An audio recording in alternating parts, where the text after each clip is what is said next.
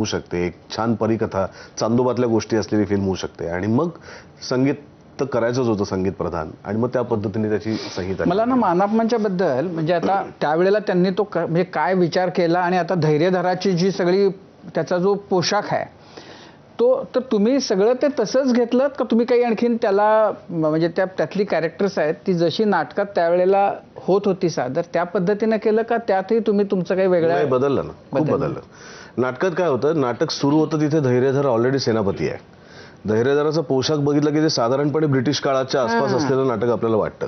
ते नाटक लिहिलंच त्याच्यासाठी होतं कारण खाडीलकरांना लोकमान्यांचे शिष्य केसरीचे संपादक त्यामुळे त्यांना पारतंत्र्याच्या काळात त्या काळात सरकारी नोकऱ्यांच्या प्रेमात पडलेल्या तरुणांना हे सांगायचं होतं की संपत्तीपेक्षा शौर्य महत्वाचं.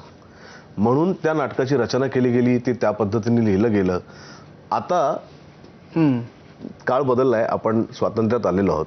त्यामुळे आता धैर्यधरला जर मी परत ब्रिटिश काळात नेलं असतं तर मला परत नाटकात काय ते सगळे एका छोट्याशा ह्याच्यात त्या सगळ्या गोष्टी आपण गृहीत धरतो. सिनेमात माझा एकदा कॅनव्हास ओपन झाला की मला त्या सगळ्या गोष्टी ॲड करणं झालं. कट्यार ऑलरेडी एका ब्रिटिश काळाशी संबंधित असलेलं नाटक होतं. त्यामुळे हा काळ आहे, हा काल्पनिक काळ आहे.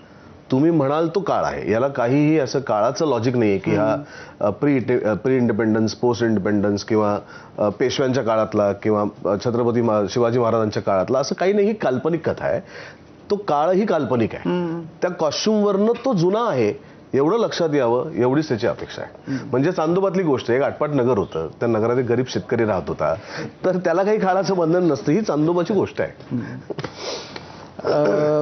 म्हणजे आता तुमच्यापैकी आता वैदेही, तू नाटक बघितलं होतंस का मूळ, म्हणजे जर कधी अलीकडं आलेलं वगैरे, आणि तुला जेव्हा आपल्याला मानापमान